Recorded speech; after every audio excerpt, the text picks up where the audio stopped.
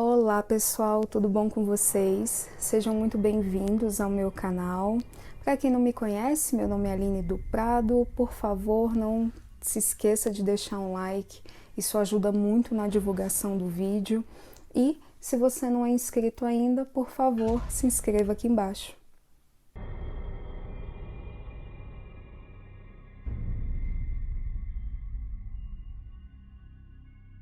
Hoje a gente vai comentar um pouquinho sobre o mestre do horror, o mestre do terror, que é o Sir Edgar Allan Poe.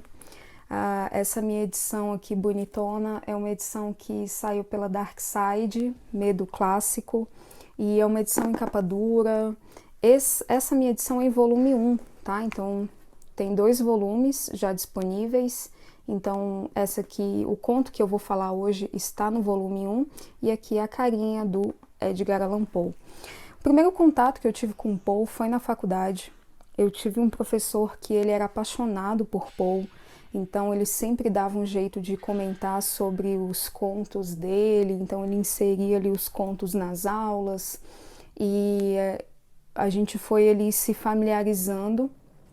E depois eu comecei a pesquisar sobre ele e eu vi que tem muita coisa publicada, tem muita obra publicada em várias editoras, na internet. Então é algo que, se você procurar, você vai encontrar com fácil acesso. E a Dark Side lançou esses 2 volumes com um compilado aí de contos do Poe.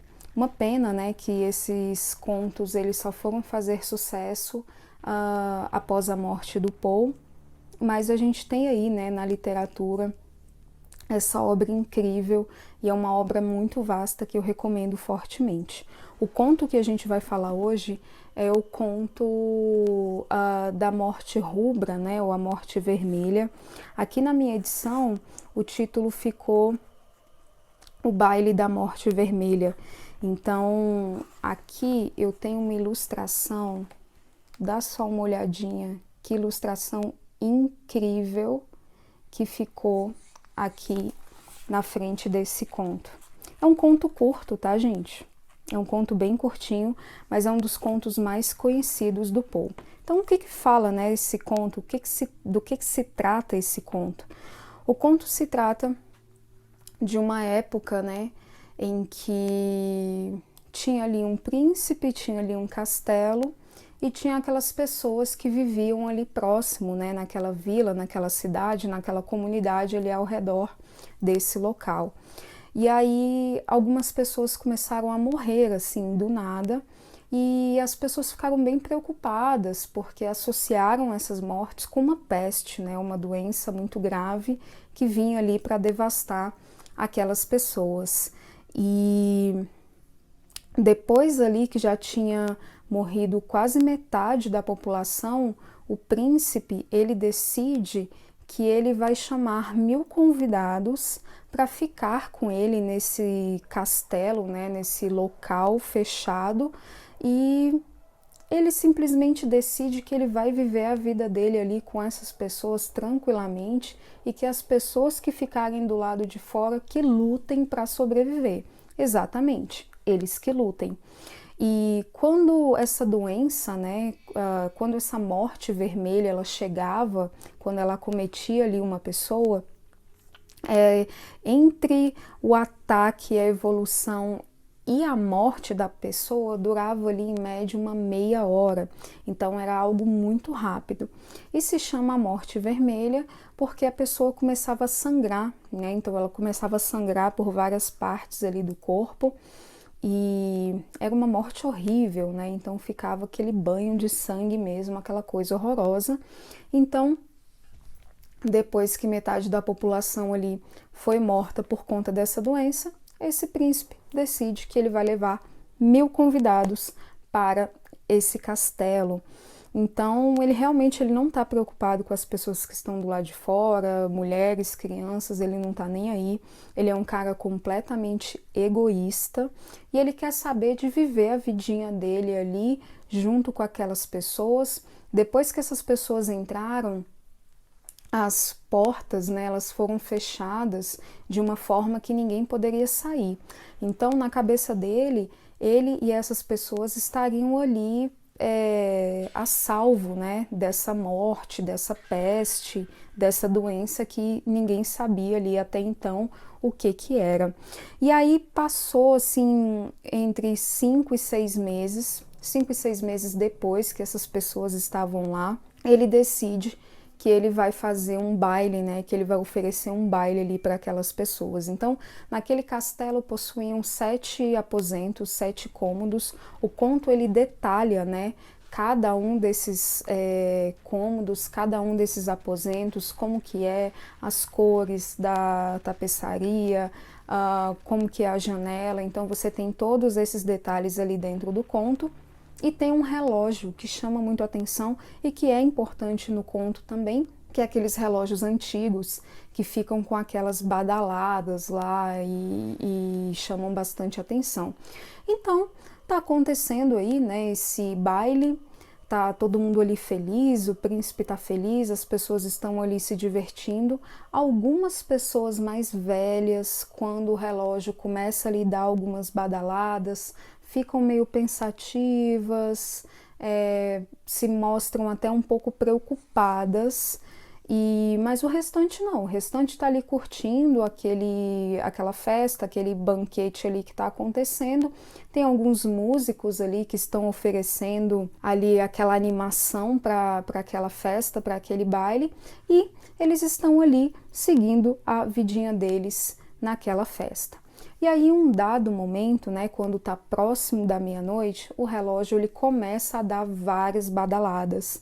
E aí os músicos até param assim de tocar por um momento, as pessoas ali ficam um pouco incomodadas, dão uma olhada ali para aquele relógio. Algumas estão se divertindo, mas outras estão ali como se elas não estivessem confortáveis naquela posição. E aí quando esse relógio ele começa a dar essa quantidade de badaladas, elas ficam ali meio cabreiras, assim, meio com medo e acabam ignorando depois o que está acontecendo quando o relógio para essas badaladas. E aí quando dá meia-noite, né, as pessoas ali daquele ambiente, as pessoas ali daquele baile, elas percebem a presença de uma figura que até então eles não tinham prestado atenção. E é uma figura que está mascarada, é uma figura que está vestindo assim uma roupa completamente esquisita, e eles ficam olhando e tudo, e aí o príncipe ele chega, né? Ele, quem é você? O que você está fazendo aqui? Como você ousa, né, entrar no nosso baile? Como você ousa entrar de penetra aqui na minha festa? E aí a figura não responde, as pessoas ficam ali meio sem saber o que fazer, a música para, e aí essa figura ela vai andando, né, em direção a um dos aposentos. Ninguém tem coragem de segurar essa figura, e o príncipe fala, ele, olha, diga quem você é, né, mostre o seu rosto, que amanhã você será enforcado e tal. Isso é um absurdo, isso é uma falta de respeito.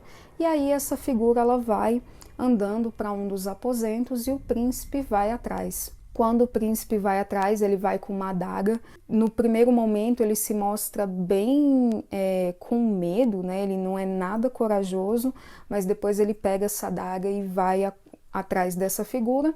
Quando os dois chegam, né, ali no aposento, ouve-se um grito do príncipe e ele acaba morrendo. E aí depois a figura volta e acaba matando, né, todo mundo que está ali naquele recinto com uma morte muito horrível.